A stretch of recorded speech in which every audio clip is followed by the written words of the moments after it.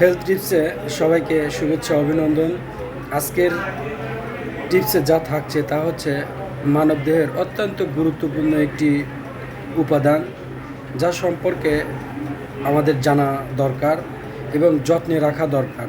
কারণ জানা থাকলে যত্নে রাখা যায়, আর অজানাতে অযত্নই বাড়ে। পাকস্থলী মানবদেহের একটি গুরুত্বপূর্ণ উপাদান। এটি একটি গুরুত্বপূর্ণ অঙ্গ। এর প্রধান কাজগুলো হলো খাদ্য সংরক্ষণ। এটি সাময়িকভাবে খাবার জমা রাখে এবং অল্প অল্প করে ক্ষুদ্রান্তে পাঠায়।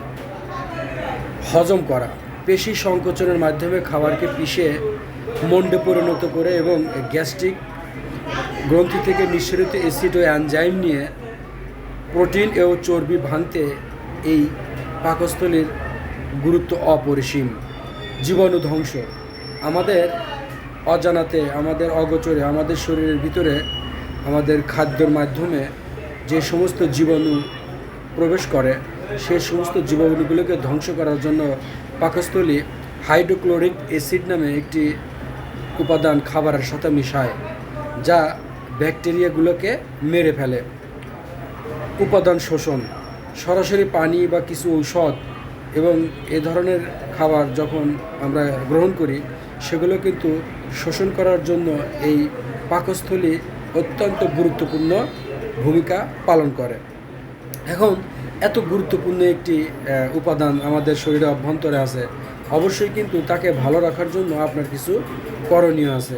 ভালো রাখার উপায়ের মধ্যে আছে সুষম খাদ্য গ্রহণ করা, আরেকটি হলো যে খাবার ধীরে ধীরে চিবিয়ে খাওয়া এবং পরিমিত পানি পান করা এবং ধূমপান পরিহার করা, মানসিক চাপকে নিয়ন্ত্রণ রাখা, ফাস্টফুড বা অতিরিক্ত ঝাল মশলা পরিহার করা এবং যারা অ্যালকোহল সেবন করেন তারা এখন থেকেই অ্যালকোহল সেবন করা বাদ দিবেন, না হলে আপনার এই পাকস্থলী কিন্তু মারাত্মকভাবে ক্ষতিগ্রস্ত হতে পারে।